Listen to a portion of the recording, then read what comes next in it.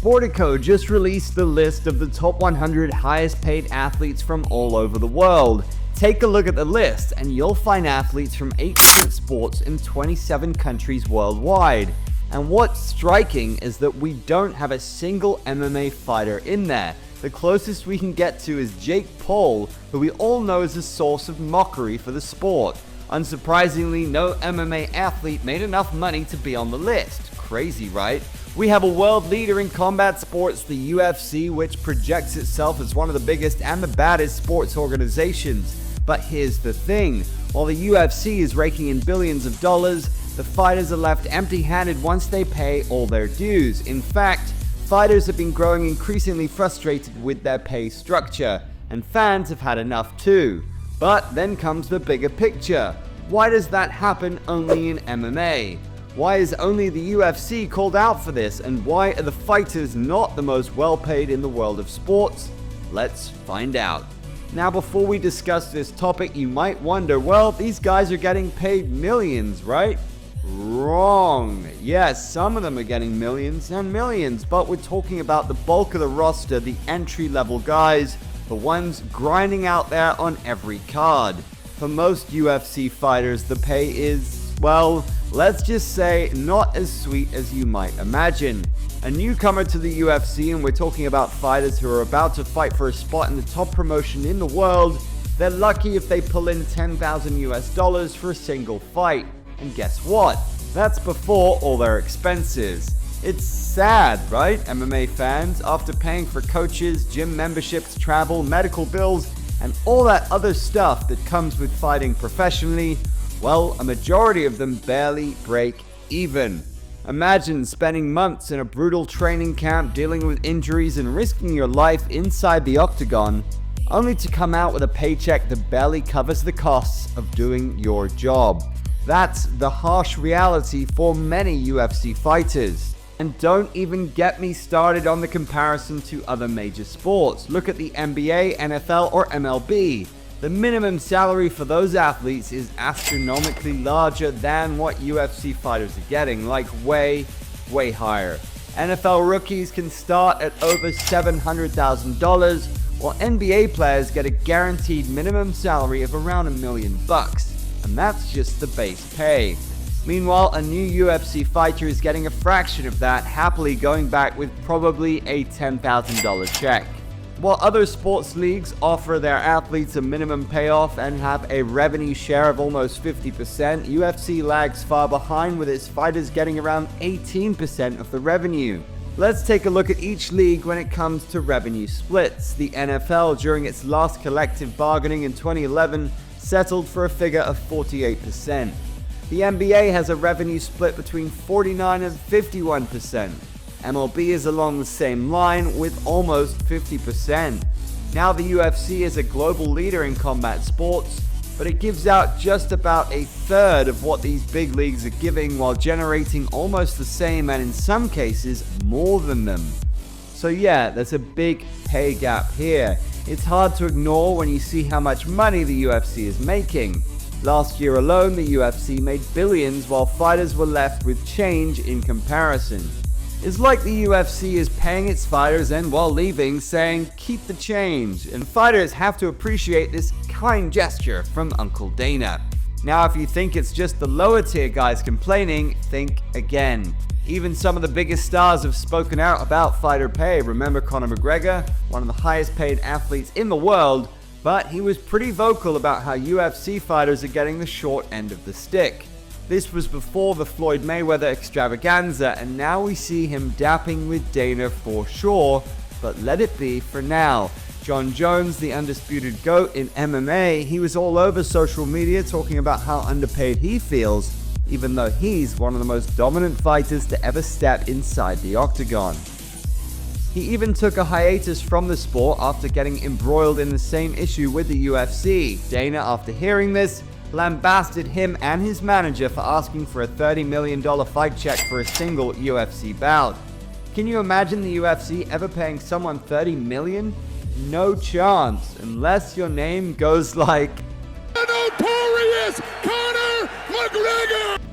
John wanted "fuck you" money for his next UFC fight, but instead Dana probably said those same words to him, if you know what I mean. Can you imagine being the GOAT of any sport and being treated like that?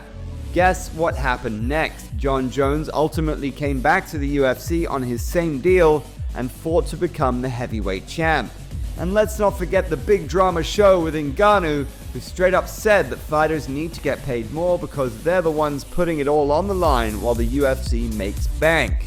He even left the organization after a lengthy discussion, and since then, both have gone on to have a public war of words. Take a look at this tweet. Imagine the scenes when Jake Paul, of all people, who with all respect is a late entrant in the sport, lectures Dana White, the OG boss of the UFC, and guess what? Surprisingly, the majority agreed with him. Imagine when was the last time we took Jake seriously before his boxing thing was even a thing. The majority of the fighters want to speak about it since they have to face the brunt of this, but they're scared of the backlash from Dana and others.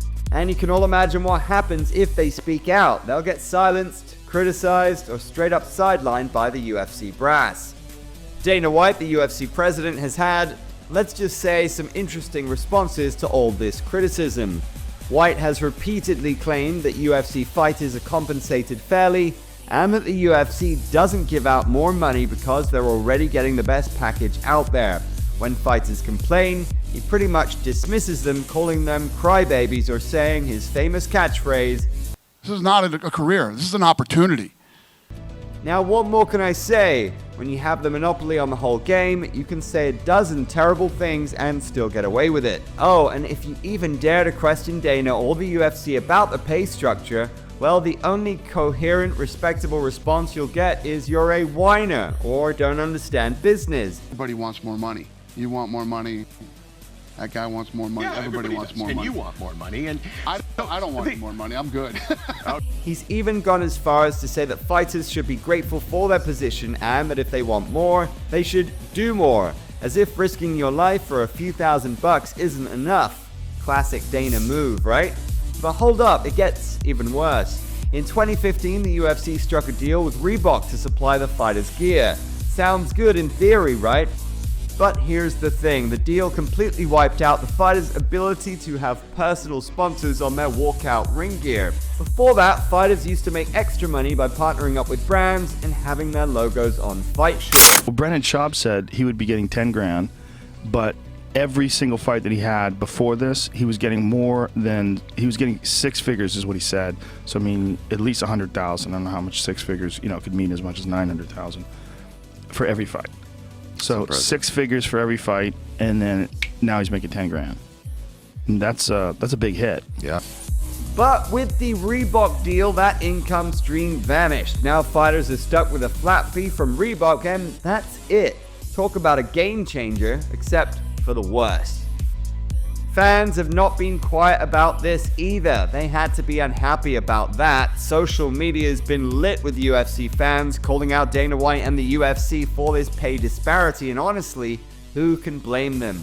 They see their favorite fighter out there busting their butts, fighting for glory and honor, and then they hear how little they're getting paid. They want the UFC to do better by the fighters and make the company what it is today. So what can be done about it? Well, there's a potential solution on the horizon, and it's called the Ali Act.